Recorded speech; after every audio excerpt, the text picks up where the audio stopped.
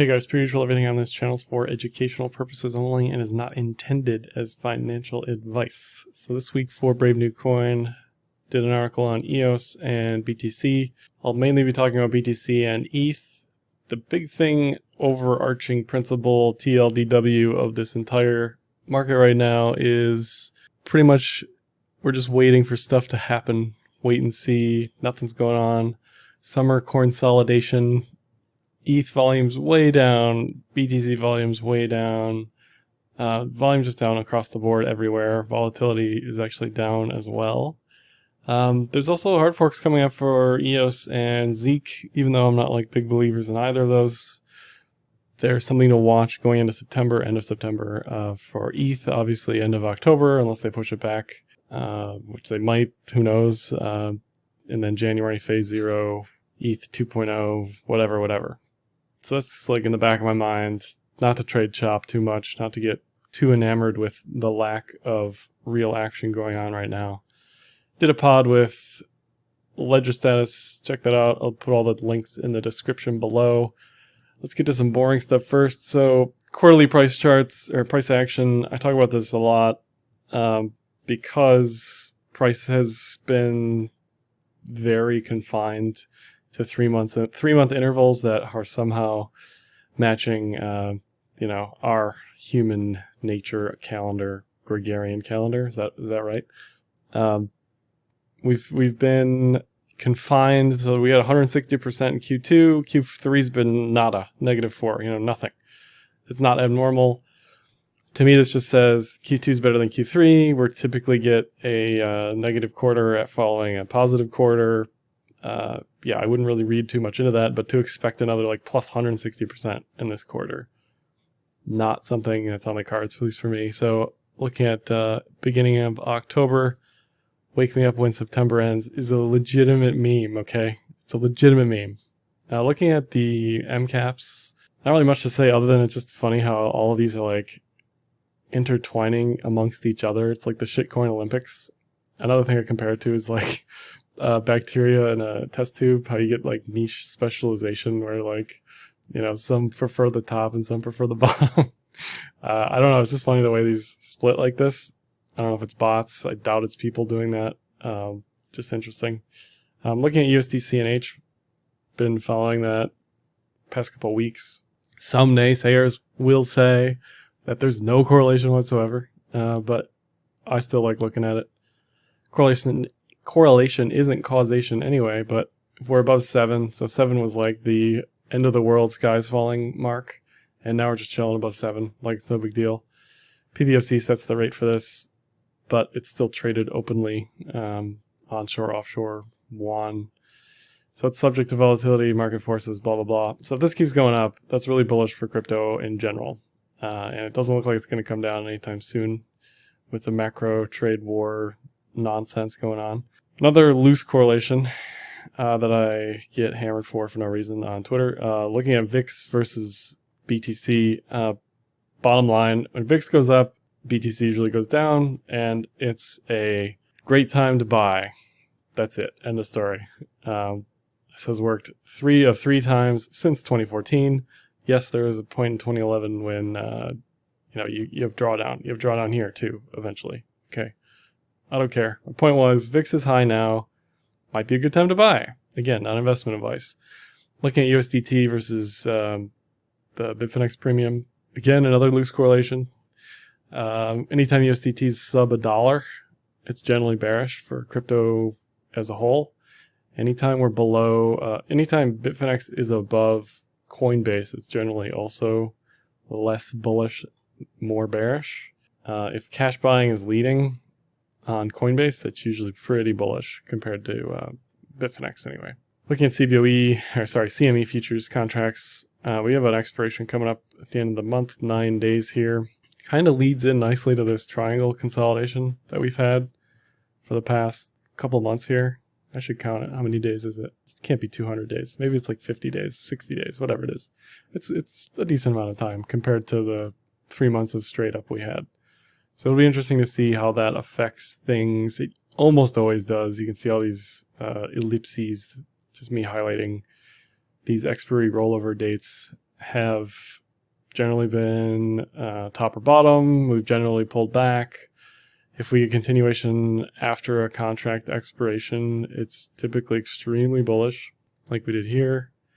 Yeah, those are just things to watch for. So that's kind of like the kill zone.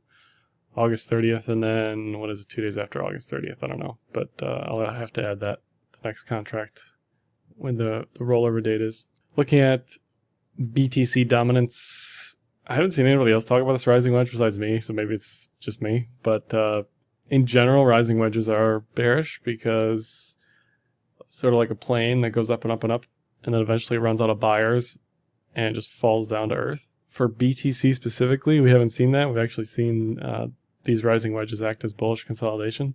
So who knows how this dominance chart's going to look in a couple months. In reality, BTC dominance is like 99, 100%. Most of this stuff is garbage anyway. But if this does pull back, like it maybe traditionally should in a vacuum on a random chart, that would kind of say like alt season soon. So things to watch for. If this pulls back, I think it's generally more bearish crypto wide though than bullish. I don't know. I don't really have many thoughts on that are coherent other than the chart looks like a rising wedge to me. Okay, let's go to BTC weekly. As long as we're above the cloud on the weekly, we are so bullish. I can't even tell you how bullish we are. Now we might drop to 0 tomorrow, but trend wise, being bullish on the weekly above the weekly cloud, oh man. Now we're not completely bullish because the cloud is obviously red. That's bearish. We want the cloud to flip bullish. So it's going to take some time. It's going to take maybe 2 months, another 6 candles, 8 candles, whatever it is, to actually flip if we stay at this same range. A lot of things can happen. If we go way up, cloud's going to flip bullish really quickly. If we range, it's going to flip slower, but it's also going to flip eventually. If we drop, it's probably not going to flip as soon and take longer. So those are obviously, the 3 options. Anytime anything happens, up, down, or sideways.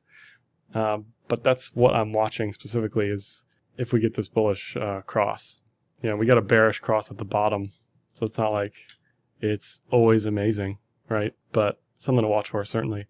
A lot of people talking about weekly MACD flipping bearish. I'm not a huge fan of MACD, but it's certainly not great. Doesn't scream bullish continuation, that's for sure. I think what's more important for me is the RSI, at least historically.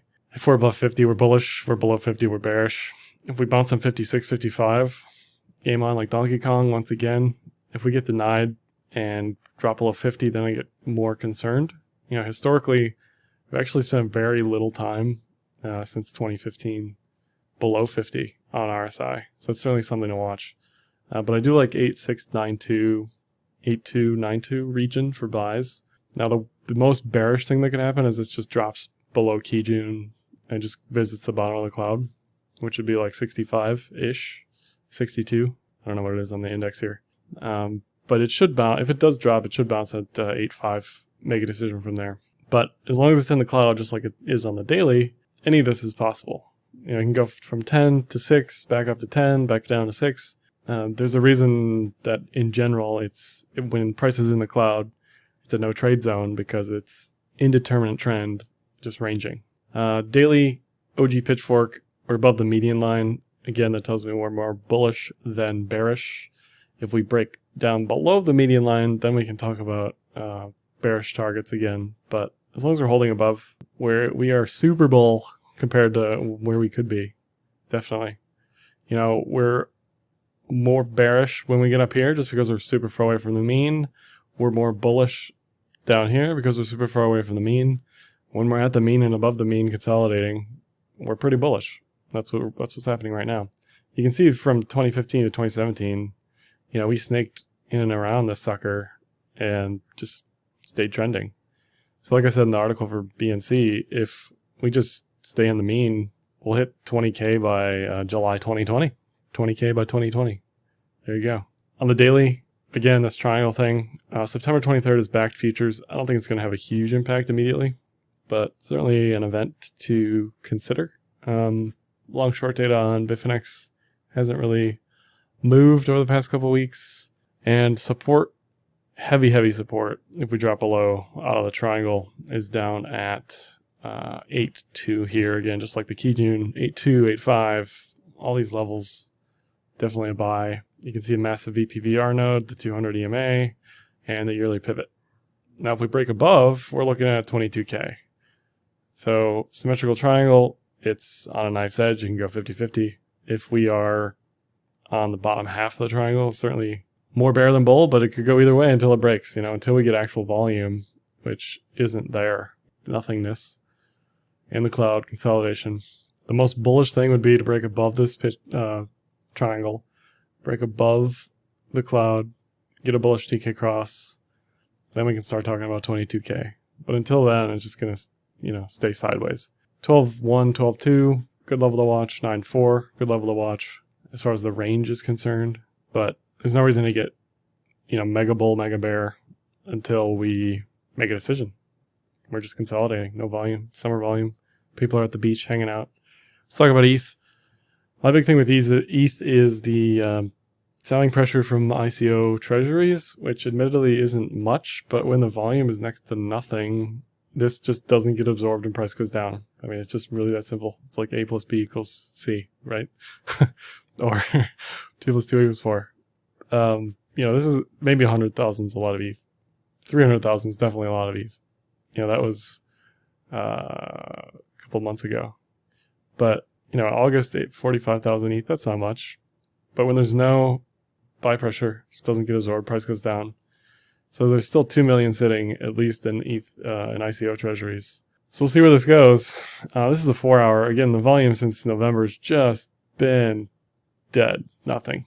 Just literally nothing. This is almost like, this is a 4 hours, not the daily, but I mean, it's almost like the product is just dead, died, nothing there.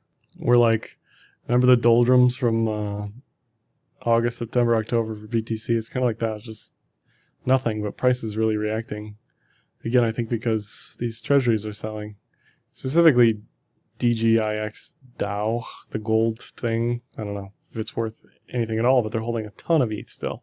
And just to zoom in on that last part a little bit, I was following this pretty great looking Wyckoff accumulation that sort of failed up here.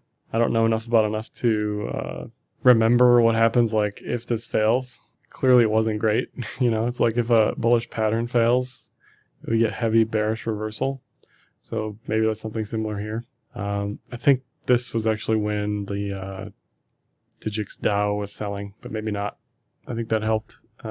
Actually, no. Sorry, take that back. That was when like ETH, XRP, EOS all dove at the same time. But yeah, it doesn't look great for ETH, at least not until October, November, December, Q4 stuff. That's all I have for this one. Like, dislike, comment, share, subscribe. Hit me up on Twitter, and happy trading.